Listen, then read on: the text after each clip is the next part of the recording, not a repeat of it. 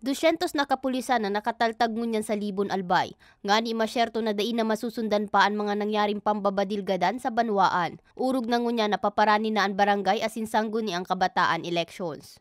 Sa presente, Barangay Buga, Bariw, Mulos-Bulos, Alungong, Tambo, Lugpo, Kagkos asin Makabugos ang nasa red category sa BSKE. Sigun kay Police Colonel Fernando Cunanan Jr., posibleng maikaagman sa parehong kategorya ang Barangay San Jose, kung sa'y binadilgadan ang punong barangay digding si Alex Ripato na nagsuunad kan sa iyang COC primerong aldaw kan filing.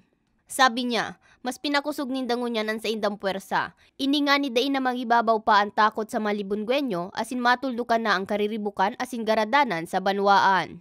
We added additional forces dito po sa Libon MPS.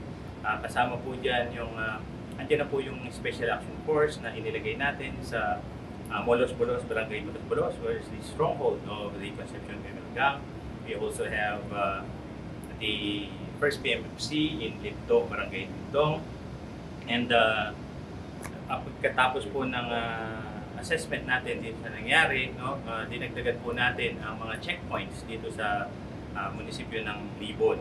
So we have 9 strategic checkpoints placed on different barangays. Continuous po ang ginagawa natin ng investigation at ganun din po, continuous din po ang crime prevention na ginagawa po natin, police presence sa mga barangay. Actually, we already implemented dito po yung revitalized police sa barangay na kung saan ay may one team involved sa mga barangay na andoon.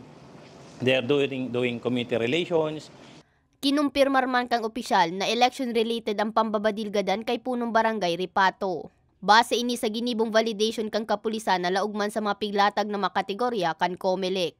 Upon the validation of our team, we recommended to the regional office that the incident that happened in Barangay San Jose is election-related. Una-una po, pasok siya sa category ng set forth by the COMELEC election period at nakapag-create po ng situation dito sa Libon na matatakot yung mga tao. Sa ngunyan, pigahalat man kan direktor ang magiging desisyon kan COMELEC and Bank kung dagos nang ipapasa irarom sa COMELEC control ang banwaan.